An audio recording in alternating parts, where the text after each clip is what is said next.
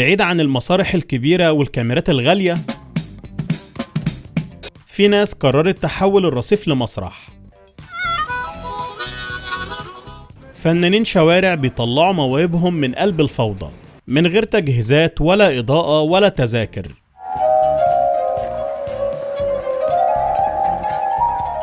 ناس بتعزف، ترسم، تمثل، وتعمل حاجات تخليك تقف مكانك غصب عنك. استعد تشوف مستوى جديد تماما من المواهب النادرة اللي مش هنشوفها كل يوم.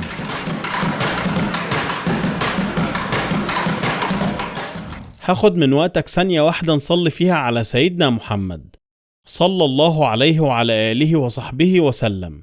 أنا حمادة حمدي من قناتي على اليوتيوب. أتمنى دعمك للفيديو بلايك واشتراك في القناة.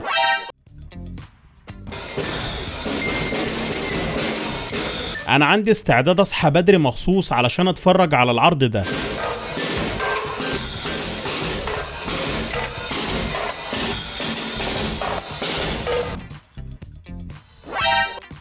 طب حد يفسر لي بقى الكلام ده حصل ازاي، ومحدش يقول لي ده خفة يد.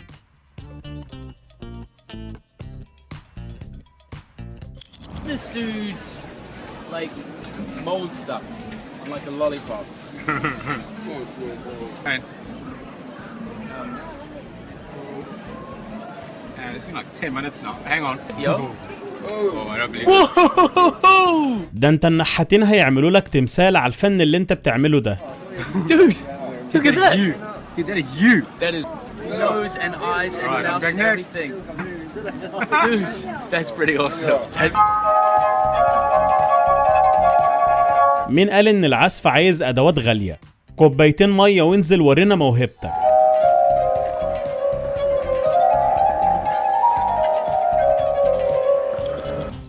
الراجل ده فنان كبير ومفيش خلاف على كده، بس يا ترى لوحة بتتكلف كل ده هيبقى سعرها في الاخر كام؟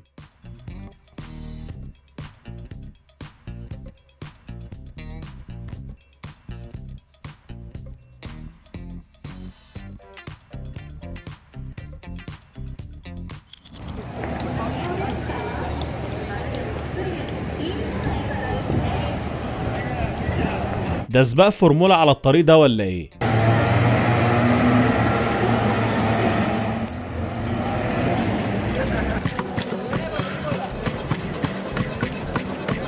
اهو ده قايم بشغل فرقة لوحده، ويمكن بيقوم بيها بشكل احسن كمان.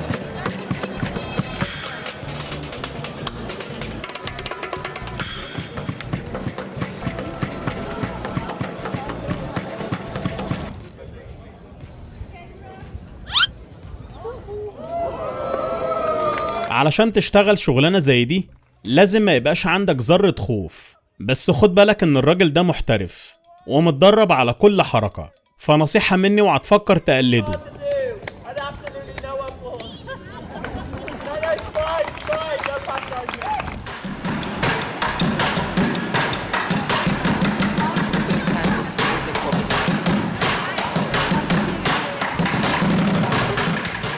اهو ده لو خد فرصته ممكن يبقى احسن واحد بيلعب درامز في البلد.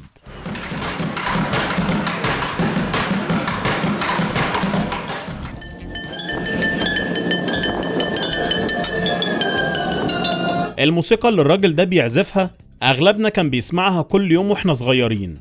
لو عرفت الميوزك دي بتاعت ايه اكتب لنا في الكومنتات.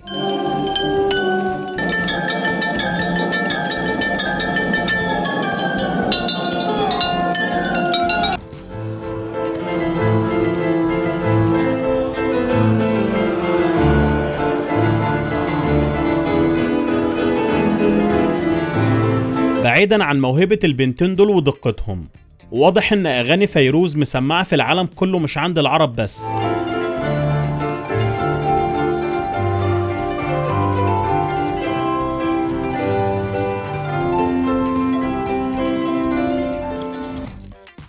تقريبا كده سانتا كلوز راحت عليه، فقرروا يعملوا عملاق يوزع هدايا بداله.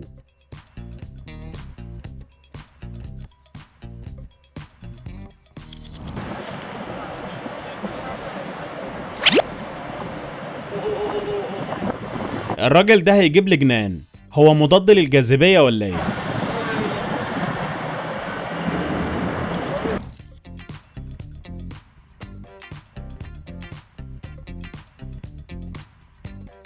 انا حاسس ان في تنويم مغناطيسي في الموضوع، عيني بقت تقفل لوحدها وانا بتفرج.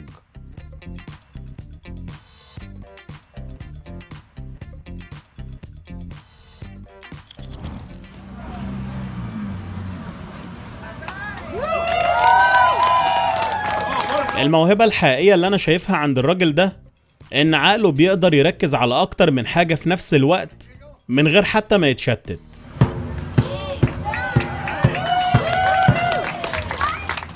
Boxes. Basketball on top of the box. The ball on the box on the bottom.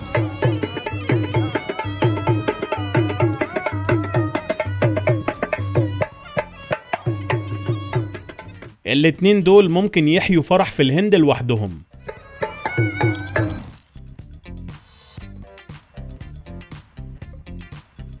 واضح كده ان العربية دي خارجة من لعبة كريزي تاكسي. دي بقى مش عروسة المولد، دي المولد كله.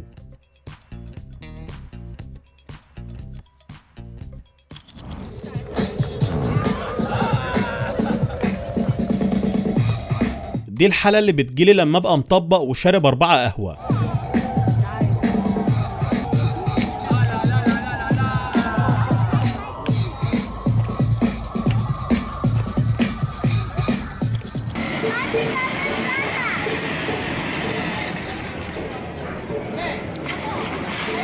يا نهار ابيض، بامبل بي طلع موجود في الحياة وانا معرفش.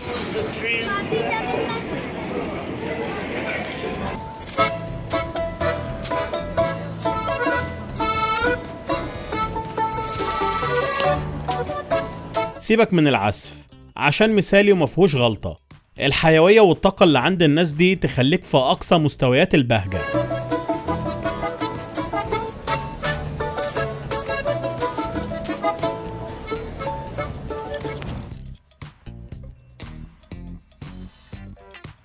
التمثال ده نسخة من الصين الشرير في فيلم فول الصين العظيم.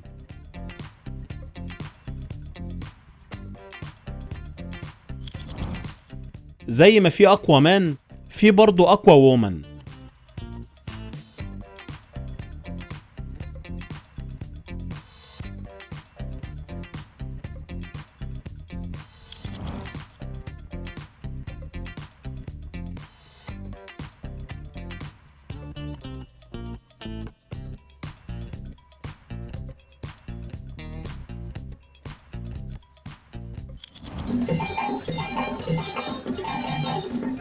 تقريبا ده آخر واحد من فصيلة الهنود الحمر.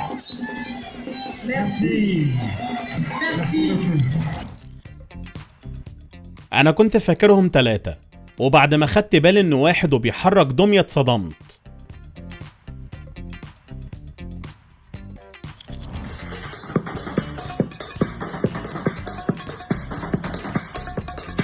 أهو ده لوحده قايم بحفلة والناس كلها ملمومة حواليه ومبسوطين.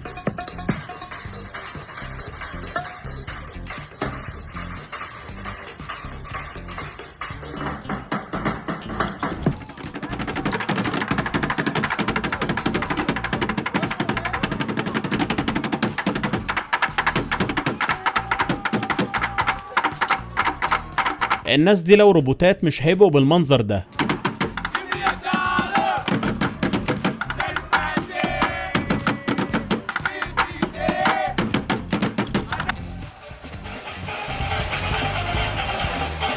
تقريبا كده النار هي اللي بتتلسع من الناس دي، مش هما اللي بيتلسعوا منها.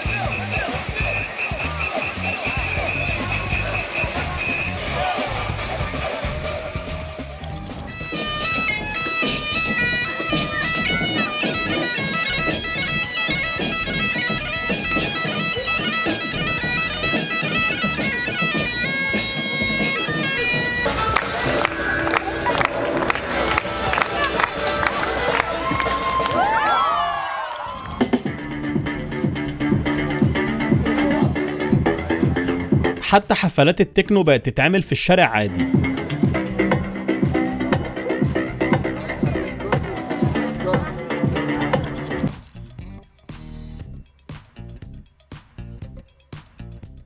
اهو الراجل ده لو جسمه معمول من السيليكون مش هيبقى بالشكل ده.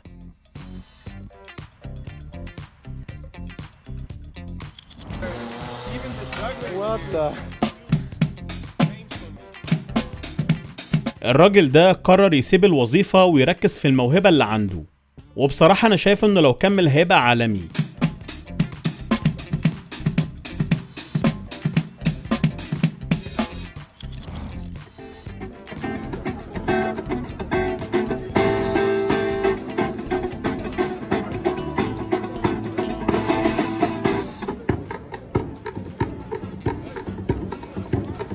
هي موهبة تحترم وفن ما يختلفش عليه اتنين، بس انت ظهرك ما بيتعبكش ولا ايه؟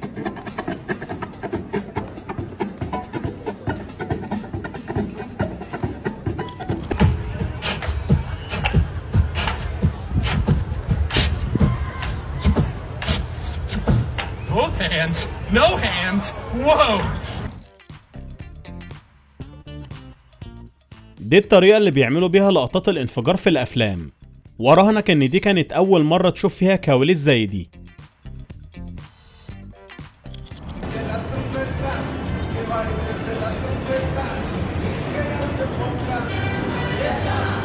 حتى الميتين ما سابوهمش في حالهم.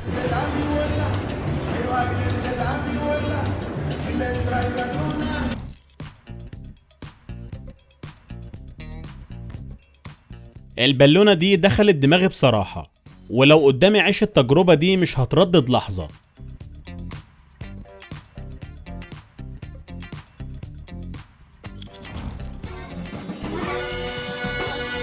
اهي دي مع انها حفلة على الضيق بس اجمد بكتير من الحفلات المتعوب عليها.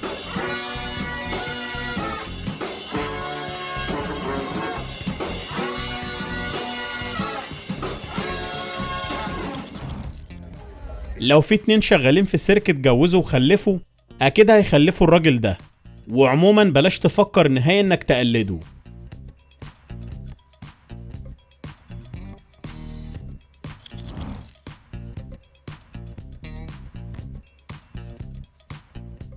اكيد الفرقة دي فرقة المزرعة السعيدة.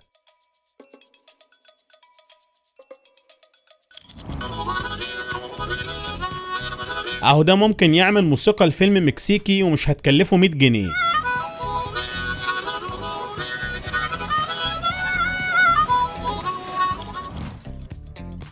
انا مش قادر اتخيل كم المجهود والدراسة اللي حصل عشان يعمل رسمة تحاكي الشارع بالتفاصيل دي كلها.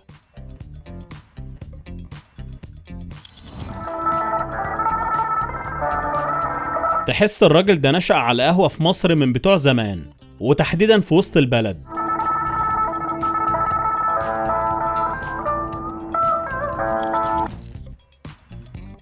حتى الحصان عملوا منه نسخة تقليد.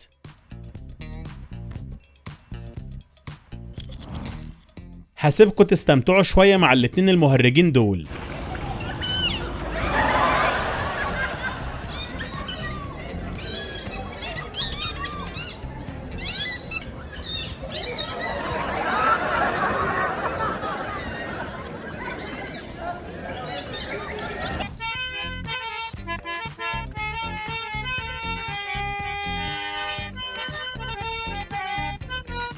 أنا متأكد إن الراجل ده في التسعينات كان بيتهوفن زمانه.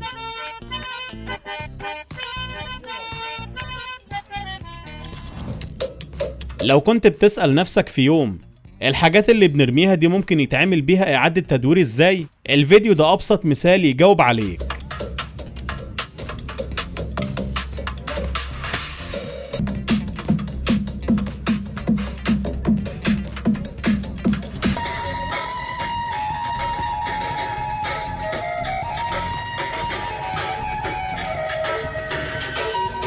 الراجل ده كل حاجة فيه غريبة، بيغني من مناخيره وشعره بيتحرك من غير ما بقية وشه يتحرك، كل حاجة فيه مش طبيعية.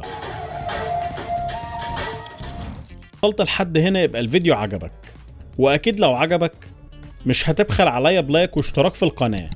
نتقابل الفيديو الجاي إن شاء الله. رب الخير لا يأتي إلا بالخير.